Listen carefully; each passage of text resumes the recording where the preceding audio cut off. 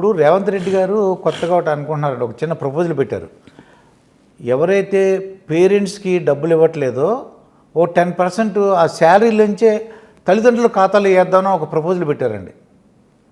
అంటే ఎవరైతే తల్లిదండ్రులు చూడట్లేదో ఆ ఉద్యోగస్తుల యొక్క జీతంలోంచి 10% తల్లిదండ్రుల ఖాతాలో వేద్దాం అంటున్నారండి. ఎలా ఉంది సార్ ఆ ప్రపోజల్ అంటారు? చూద్దాం. అసలు ఆ చుట్టూ వినటానికి ఎలా ఉందని, అంటే చూడకపోవడం ఏంటి, అవన్నీ చాలా బాధాకరమైన విషయం కదండి.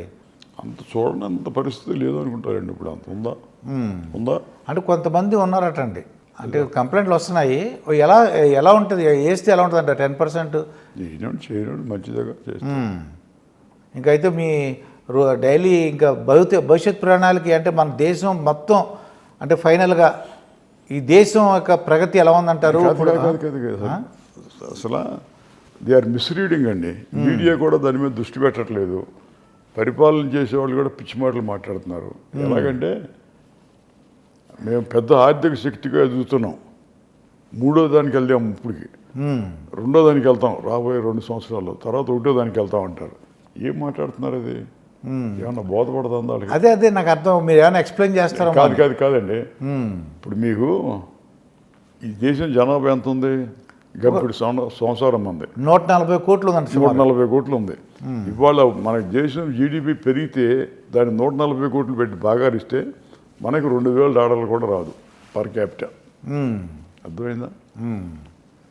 అదే మిగతా నీకు ఇంగ్లాండ్తోనూ లేకపోతే జపాన్తో నీకు పోలికేంటి? వాడికి $23,000 వస్తుంది పర్ క్యాపిటల్. వాడికి నీకు పోలికేంటి? అంటే అలా తీసుకెళ్దామని ఒక ప్రయత్నం అనమాట. కాదండి. అసలు నీకు పర్ క్యాపిటల్ పెరగాలి, ఈక్విటీ పెరగాలి. ఈ పెరిగిందంతా కొంతమంది దగ్గరే జమ అవుతూ ఉంటే అంతరాలు ఉంటే ఆదాయాల మధ్య. ఇప్పుడు ఒక 10 మందినో 100 మందినో బిలియన్ చేస్తే సరిపోతుందా? మిగతా ఇప్పుడు number of people without employment. అసలు మీకు ఇంత ఇంజనీరింగ్ కాలేజీలు పెట్టాం.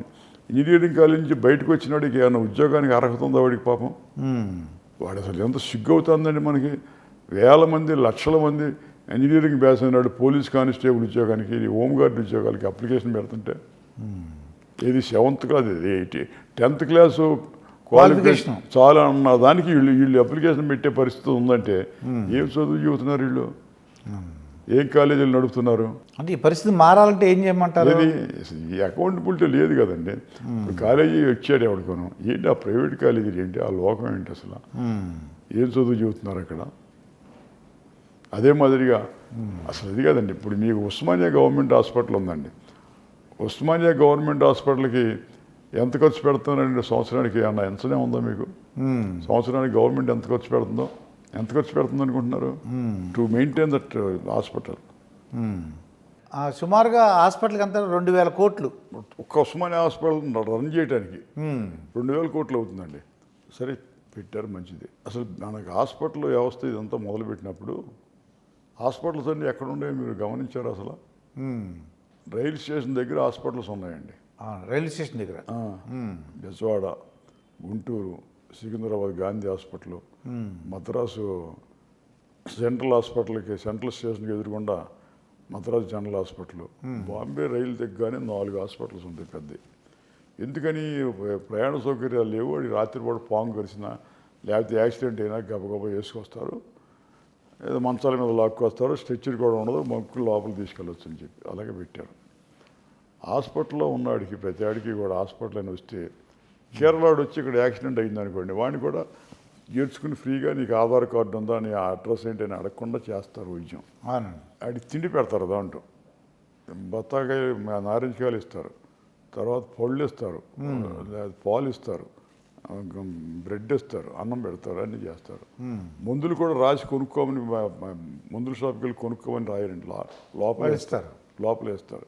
ఎంత సర్జరీ అయినా చేస్తారు. ఆ వ్యవస్థను డెవలప్ చేసింది గవర్నమెంటే.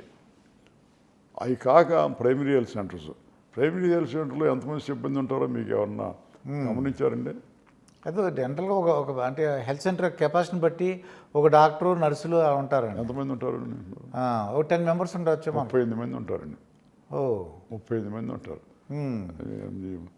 నోబడీ బిలీవ్స్ అన్లెస్ వన్స్ ఆవిడ వెళ్ళి విజిట్ చేస్తే తప్పితే విజిట్ చేసినా తెలవదులండి వాడికి, కనపడరు.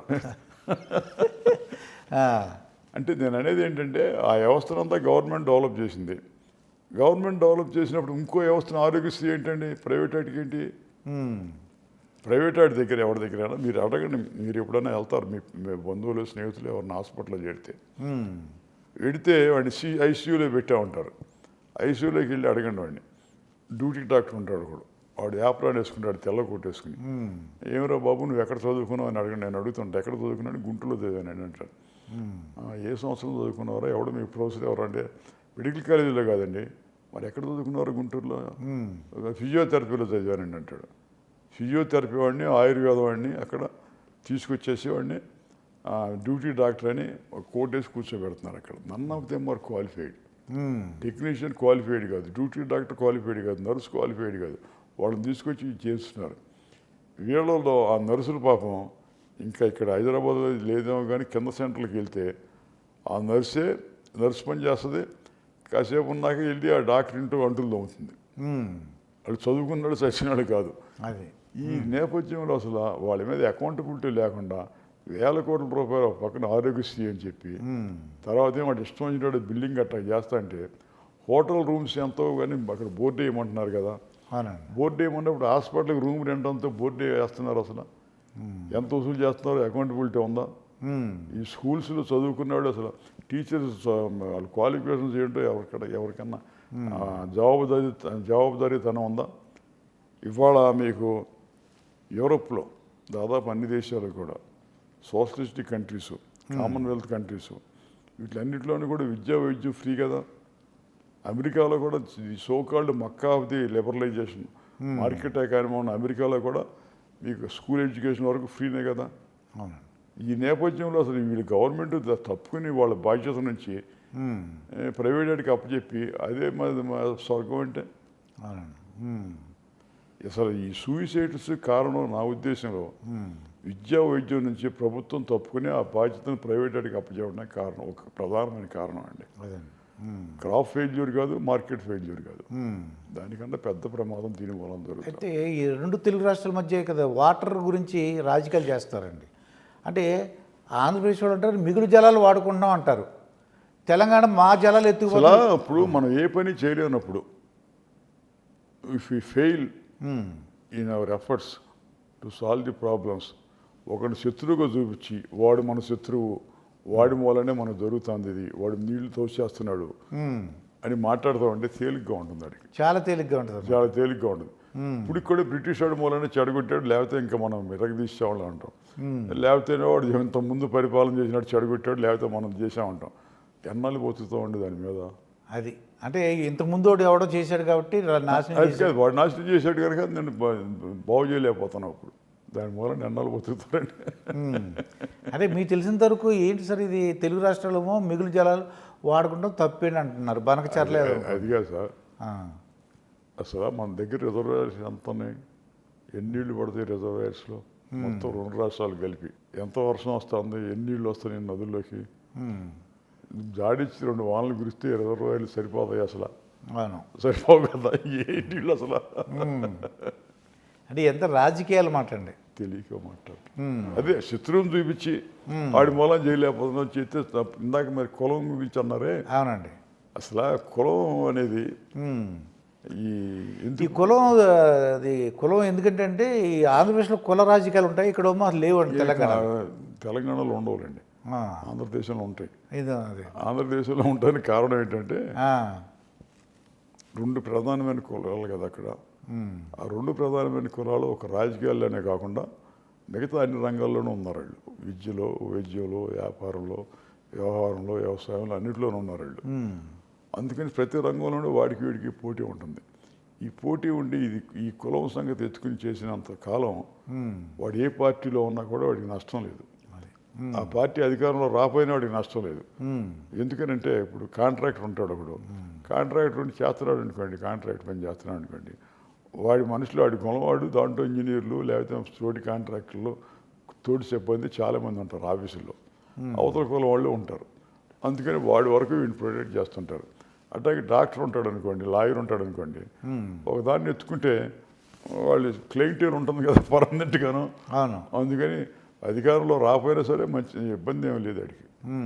అధికారులు రావాలని ఇదేమీ లేదు అక్కడ. అది అదే అందువల్ల కుల ఇక్కడ వ్యవస్థ ఇక్కడ ఇక్కడ అనుకోండి పాపం లేరు కదా ఇక్కడ. తెలంగాణలో లేదండి. అదే మన తెలంగాణలో లేదు, తమిళనాడులో లేదు, తమిళనాడులో ఉండదు, మనకి ఆంధ్రాలోనే ఈ దరిద్రం అంతా. అది చాలా ఓపికగా అన్ని ప్రశ్నలకు జవాబులు చెప్పారు. చాలా ఇంకొక 10 years మీరు ఆరోగ్యంగా ఉండాలి సార్. ఇంకో 10 years నాకు అంతా వాళ్ళు లేలండి. దేవుడు నమ్ముతారా సార్ మీరు? దేవుడిని ఎక్కువగా ఏ దేవుడు అంటే ఇష్టం మీకు? అందరూ అందరి దేవుళ్ళు. అంటూ పక్షపాతం ఏమి లేదు. అంటే తిరుమల తిరుపతి దేవస్థానం టీటీడీ బోర్డు బిఆర్ నాయుడు గారు వచ్చారు. ఆయన చాలా చాలా సంస్కరణలు తీసుకొస్తున్నారండి. అంటే భక్తులకి ఒక అంటే భక్తులు ఎవరికన్నా యాక్సిడెంట్ అయినా రిస్క్ అయినా ప్రమాద బీమా తీసుకొస్తున్నారండి. మంచిదే కానీ చేయనే ఉండదు. భక్తులకి మంచి సౌకర్యాలు కల్పిస్తున్నారు. అదే చాలా మంచి విషయాలు చెప్పారు సార్ అండి. చాలా ఓపికగా. నమస్కారం సార్. నమస్కారం.